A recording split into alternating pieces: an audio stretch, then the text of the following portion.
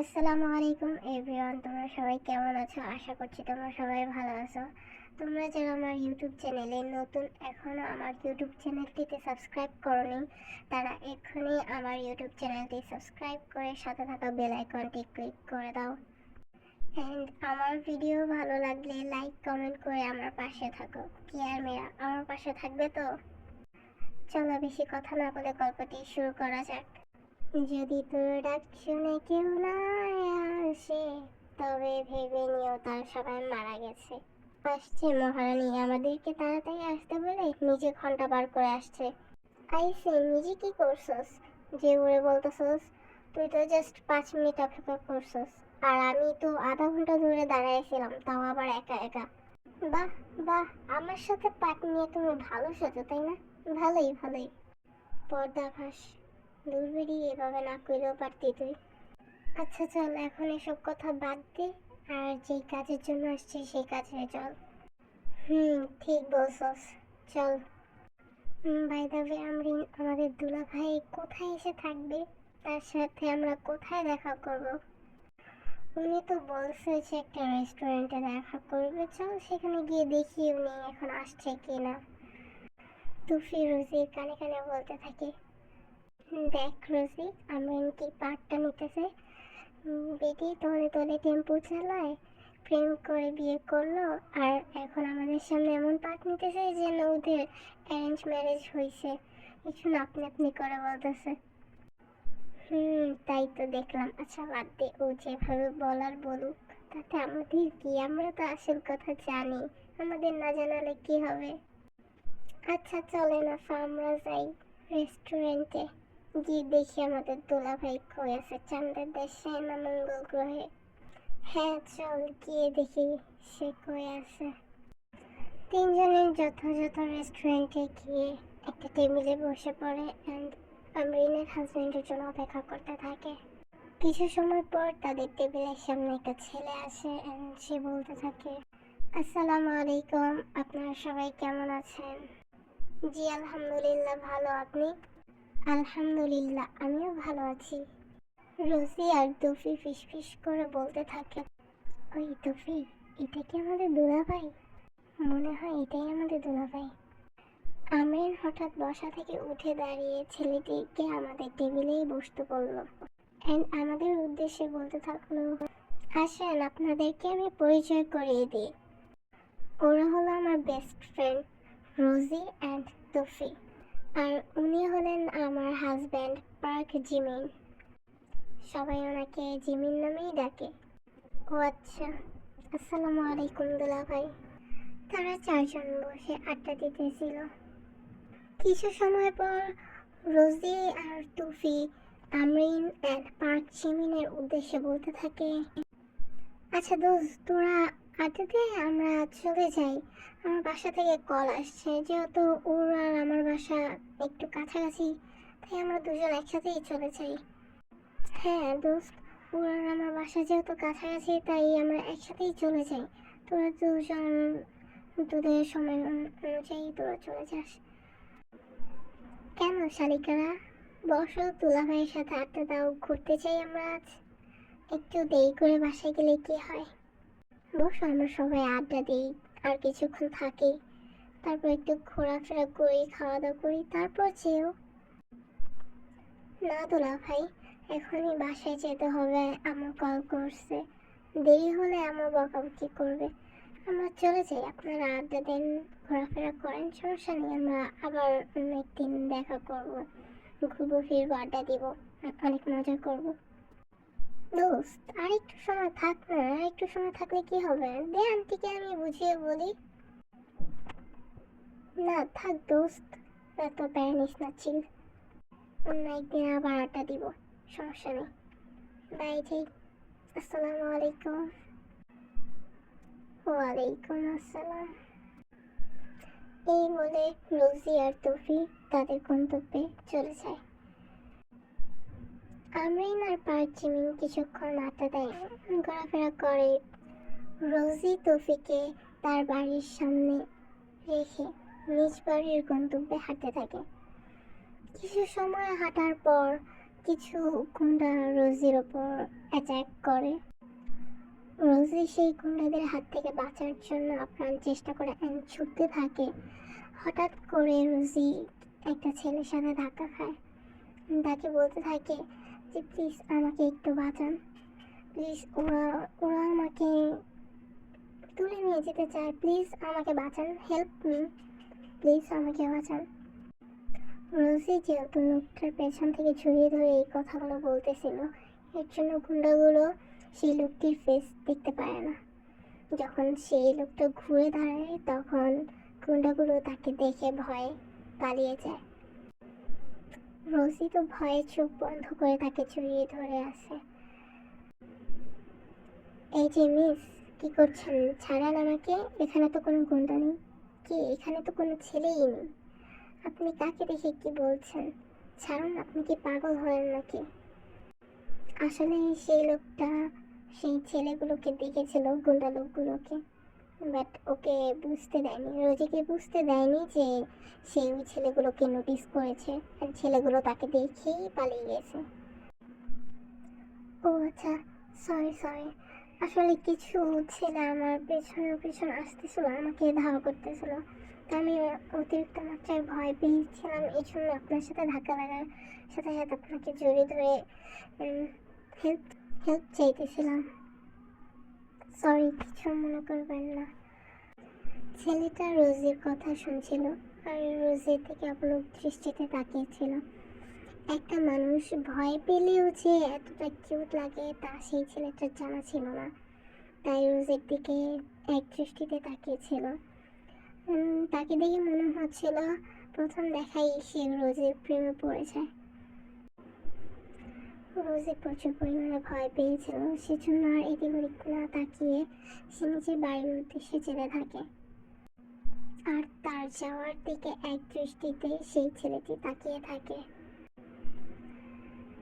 আসা চলো এবার আমরা চিনে নিই এতটা সময় যাদের কথোপকথন আমরা শুনছিলাম তারা আসলে কারা।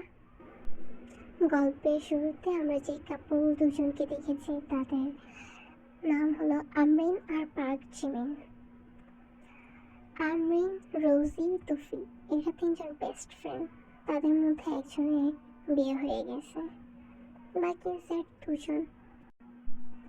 আর রোজির সাথে যে ছেলেটার ধাক্কা লাগলো, যে ছেলেটার কাছে রোজি হেল্প চাইছিল তার নাম জিয়ন জঙ্কুক।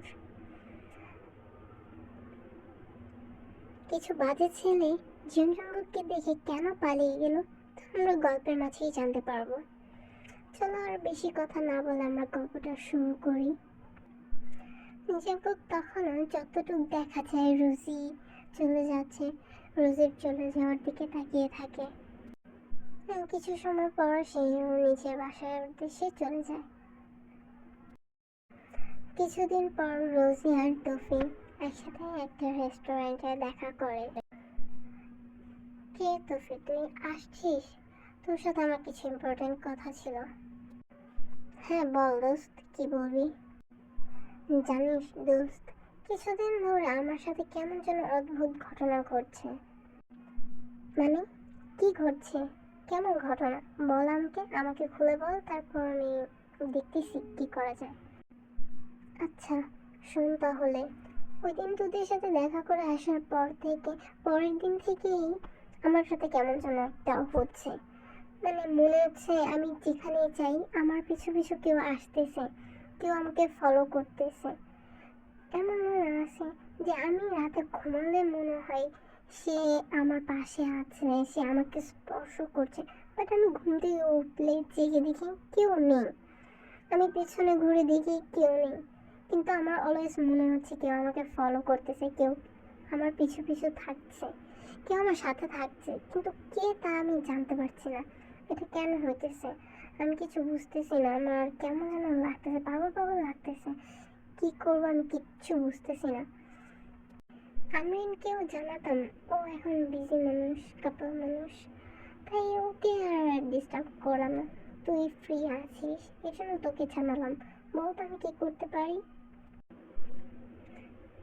আচ্ছা তাহলে তুই এক কাজ কর, কিছুদিনের জন্য আমাদের বাসায় বেড়াতে আস, আমাদের বাসায় আসার পর যদি মনে হয় তোর সাথে কেউ আছে, তুই ঘুমালে তোর ঘরেও কেউ থাকে, তাহলে আমি জিনিসটা দেখতেছি, ব্যাপারটা আমি ভেবে খোঁজ খবর নিয়ে আমি তোকে বলবো। কিন্তু যদি কোনো কিছু না হয় তাহলে আরেক সাবজেক্ট, অন্য কিছু করতে হবে। ওটা আমার উপর ছেড়ে দিয়ে কী করবো না করবো, তুই জাস্ট তোর আম্মু আব্বুর কাছ থেকে পারমিশন নিয়ে কিছুদিনের জন্য, নিন না 1 সপ্তাহের জন্য অন্তত আমাদের বাসায় আস, তারপর আমি দেখতেছি যা করার করবো। আচ্ছা ঠিক আছে, আম্মু আব্বু রাজি হবে কিনা জানি না, সমস্যা নেই। আঙ্কেল আন্টি রাজি না হলে তুই দরকার হয় কলে আমাকে ধরিয়ে দিস, আমি তাদের রাজি করে দেবো। আচ্ছা দেখি, তাদের রাজি করাতে পারলে আসতেছি আমি তোদের বাসায়, 2 দিন পরে আসতেছি।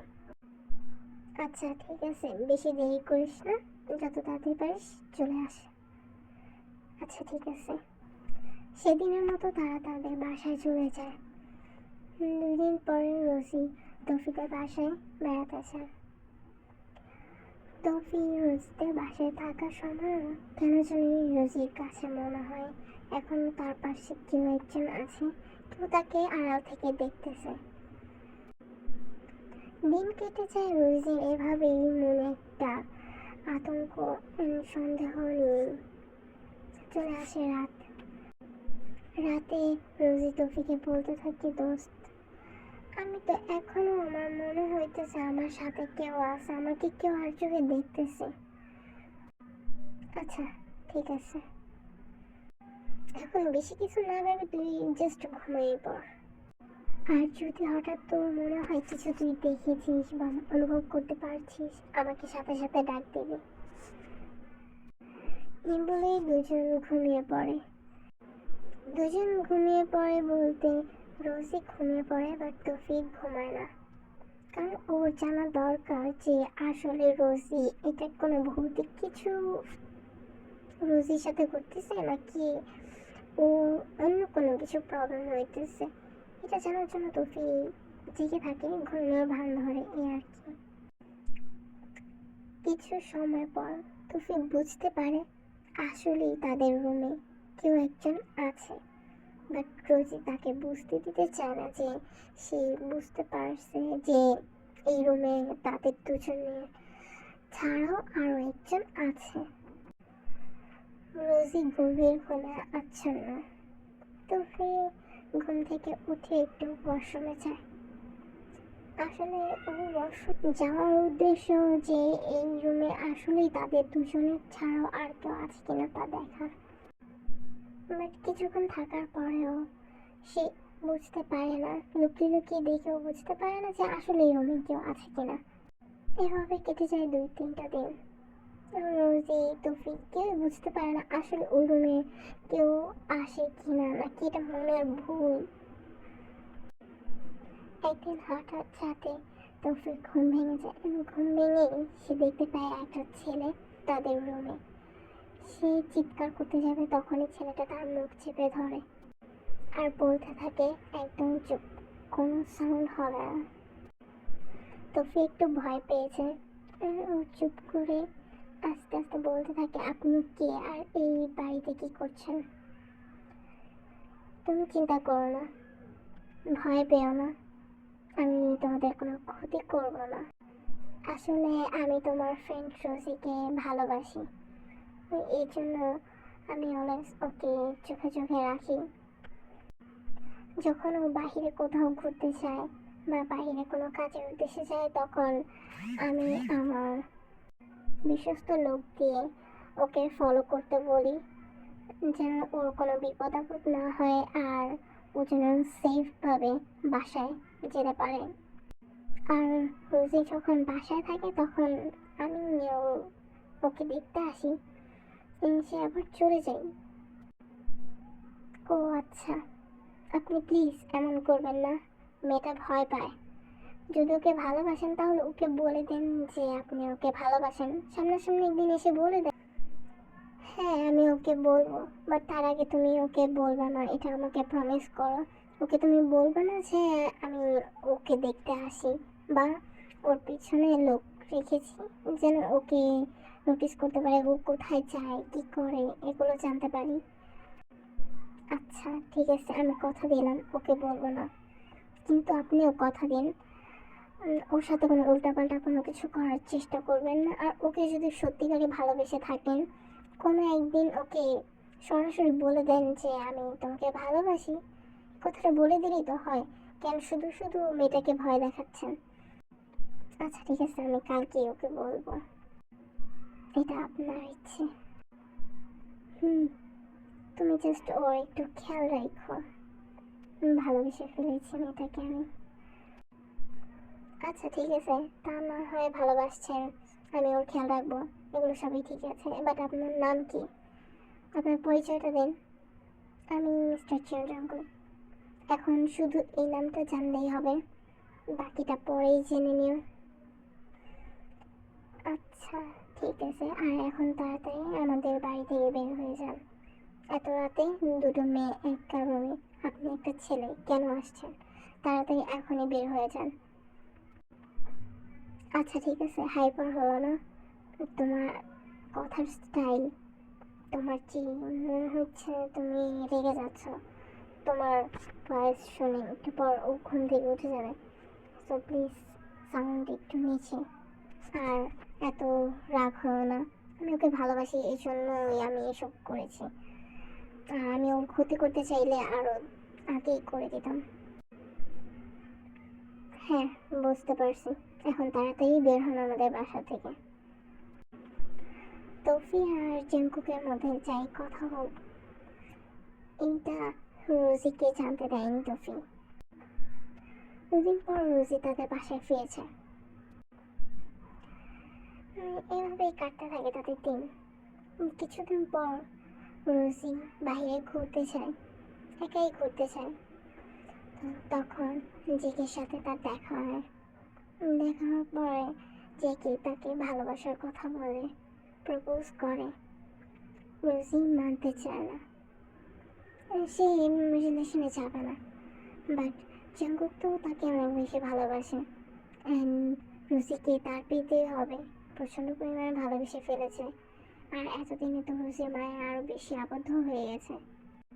আজ পর্যন্ত যে জীবন জঙ্কুক কোনো মেয়ের দিকে তাকায়নি, আজ শুধু এই একটা মেয়ের কারণে সে নিজের ইম্পর্টেন্ট কাজগুলো ইম্পর্টেন্ট মনে করে না। তার কাছে ইম্পর্টেন্ট বলতেই রোজি।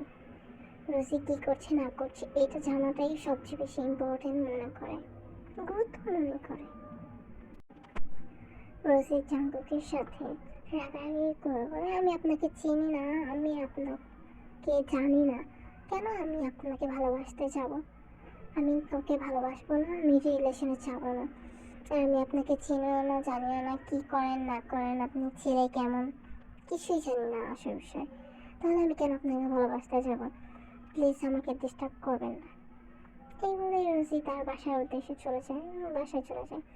তার দুদিন পর হঠাৎ রাতে রোজি অনুভব করতে পারে তার পাশে কেউ আছে। সে ঘুম থেকে উঠে বসে পড়ে, বসে পাশে জাঙ্কুককে দেখে চিৎকার করতে যাবে, তখনই জাঙ্কুক তার মুখ চেপে ধরে আর বলে, চিৎকার করো না, আমি জাঙ্কুক। তুমি চিৎকার কেন করতেছ? আমি চিনতে পারছো না আমি জাঙ্কুক? আপনি জাঙ্কুক হন আর যেই হন, তা আপনাকে চিনে আমার দরকার নেই। আপনি আমাদের বাসায় কি করছেন? এক্ষুনি বের হয়ে যান, নাহলে আমি কিন্তু চিৎকার করব। চিৎকার করো না, আমি তোমাকে ভালোবাসি আর তোমাকে দেখতে অনেক ইচ্ছে করছিল, এই জন্য আমি ছুটে আসছি তোমার কাছে, তোমাকে এক নজর দেখার জন্য। হোয়াট? ফুচকা? ভালোবাসে কি? আমি তো আপনাকে ভালোবাসি না, আপনি কেন আসবেন আমাদের বাসায়? আজও এক্ষুনি বের হন, নাহলে কিন্তু আমি চিৎকার করতে বাধ্য হব। এই বলে রোজি চিৎকার করতে যাবে, ঠিক তখনই জাঙ্কুক রোজির ঠোঁট নিজের দখল করে নেয়। রোজিকে লাগাতার 10 মিনিট কিস করতে থাকে। রোজির তো নিঃশ্বাস বন্ধ হয়ে আসতেছে, রোজি কি করবে কিচ্ছু বুঝতে পারছে না। তার 2 হাত দিয়ে জাঙ্কুককে সরানোর আপ্রাণ চেষ্টা করছে, বাট জাঙ্কুকের শরীরের শক্তির সাথে রোজি কিছুতেই পেরে উঠছে না। রোজি জাঙ্কুককে বেশি ধাক্কাধাক্কি করছে দেখে জাঙ্কুক রোজির হাত দুটো শক্ত করে বিছানায় চেপে ধরে আরও ডিপলি কিস করতে থাকে। এক পর্যায়ে কিস করা শেষ হলে জাঙ্কুক নেশালো চোখে রোজির দিকে তাকিয়ে থাকে, আর রোজি কাঁপা কাঁপা কণ্ঠে বলতে থাকে, প্লিজ আমাকে ছেড়ে দিন, আমার সাথে কিছু উল্টাপাল্টা করবেন না, প্লিজ আমাকে ছেড়ে দিন, প্লিজ আপনি এখান থেকে চলে যান, আমি তো আপনাকে ভালোবাসি না, আমি কাউকে ভালোবাসি না, আমি কাউকে ভালোবাসতে চাই না, প্লিজ এমনটা করবেন না, আমাকে ছেড়ে দিন। জাঙ্কুক রোজির আর কোনো কথা শোনে না। জাঙ্কুক রোজির ঠোঁটে আবারও ঠোঁট মিশিয়ে দেয়, ডিপলি কিস করতে থাকে। কিছুক্ষণ ডিপলি কিস করার পর আবার রোজির ঠোঁট ছেড়ে দিয়ে রোজির দিকে এক পলক তাকিয়ে রোজির কপালে চুমু দেয় আলতো করে, রোজির গালে চুমু দেয়। এবার আবারও জাঙ্কুক রোজির ঠোঁটে সফটলি কিস করতে থাকে। রোজি তো আর পারছে না, মনে হচ্ছে ওর নিঃশ্বাস এখনই বন্ধ হয়ে যাবে, ও হয়তো আর বাঁচবে না, এমনটাই মনে হচ্ছে। ও আপ্রাণ চেষ্টা করেও জাঙ্কুককে সরাতে পারছে না। জাঙ্কুক তো কিস করেই যাচ্ছে, থামার আর নাম নেই। একবার ডিপলি কিস করছে, তো একবার সফটলি, একবার হার্ডলি, মানে কি বলবো, কিস করতেই এতটা কিস কেউ কিভাবে করে? মানে একটা মানুষ তো দম বন্ধ হয়ে মারাও যেতে পারে, এটা কি সেন্সে রাখে না নাকি আজব একটা প্রাণী। জাঙ্কুক এবার রোজির ঠোঁট ছেড়ে রোজির পুরো শরীরটা পর্যবেক্ষণ করতে থাকে। রোজি জাঙ্কুকে এমন চাউনি দেখে, এমন নেশালো ঘুরে থাকতে দেখে ভয় পেয়ে যায়। ভাবতে থাকে কি হতে চলেছে ওর।